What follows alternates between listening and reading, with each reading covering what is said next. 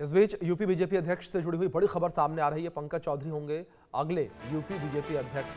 पंकज चौधरी के नाम का आज औपचारिक ऐलान किया जाएगा। सीएम योगी की मौजूदगी में पंकज चौधरी ने नामांकन भरा। पंकज चौधरी के प्रस्तावक बने हैं सीएम योगी।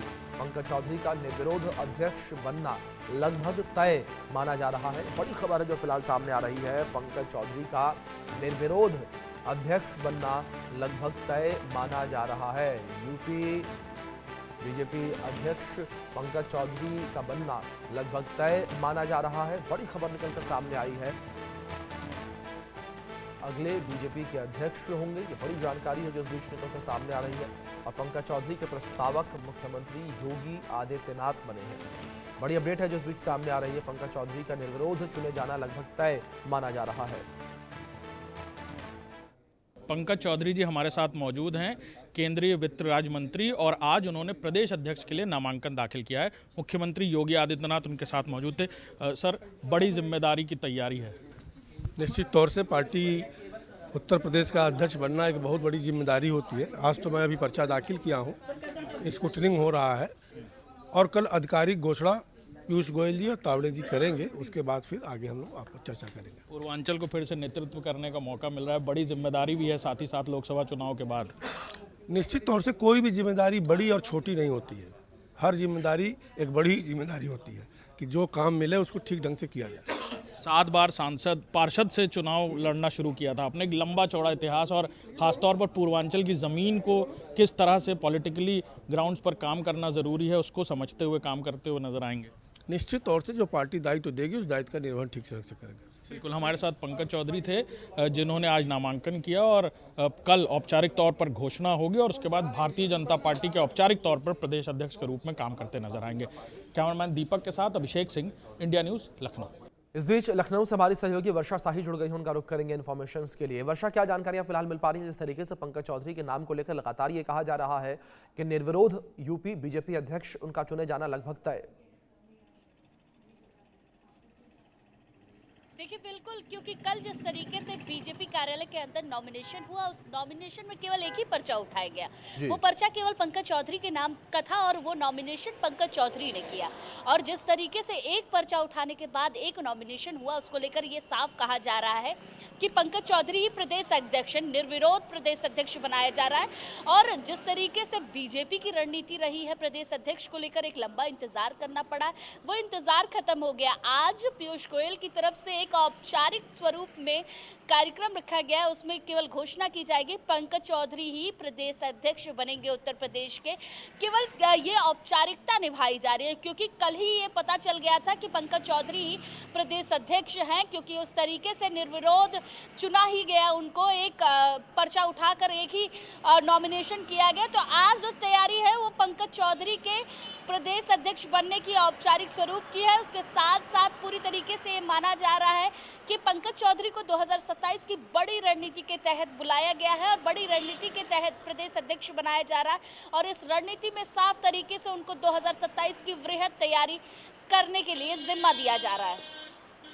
बिल्कुल, जाहिर तौर पर वर्षा एक बड़ी जिम्मेदारी, लेकिन दूसरी ओर वर्षा लगातार ये भी कहा जा रहा है कि 2027 के जो विधानसभा चुनाव होने हैं उत्तर प्रदेश के, उसको ध्यान में रखते हुए ये बड़ा फैसला लिया गया है। हाँ, बिल्कुल, देखिए, अगर आप लोकसभा चुनाव को देख रहे होंगे तो उत्तर प्रदेश में किस तरीके से बीजेपी की सीटें कम आई थी। उसके बाद ये माना जा रहा था कि पीडीए को तोड़ने के लिए एक ऐसे नेता को उतारना जरूरी है जो जमीन पर जुड़ा हो।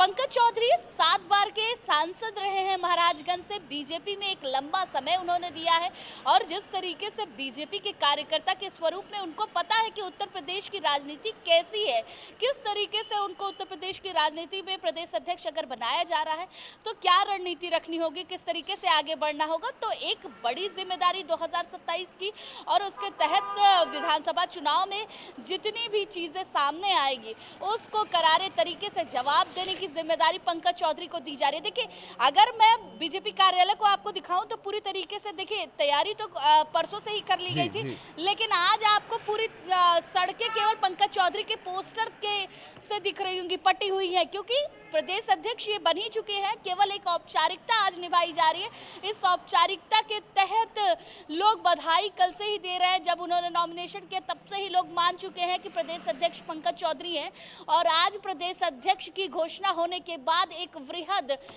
जिम्मेदारी उनके पास होगी और जिम्मेदारी का निर्वहन करने के लिए वो उत्तर प्रदेश में मौजूद रहेंगे। जी बिल्कुल। वर्षा, दूसरी ओर जिस तरीके से आपने चुनावों का भी जिक्र किया, अगर ओबीसी चेहरे को लेकर बात करें तो पंकज चौधरी ओबीसी चेहरा है। क्या ऐसे में जो जातीय समीकरण है उसको साधने का प्रयास भी बीजेपी के द्वारा किया जा रहा है? हाँ बिल्कुल, देखिए अगर उत्तर प्रदेश की राजनीति को आप देख रहे हैं तो इसमें साफ तरीके से जातिगत समीकरण का एक बहुत बड़ा रोल होता है, और उस रोल के तहत पंकज चौधरी को उतारा गया है।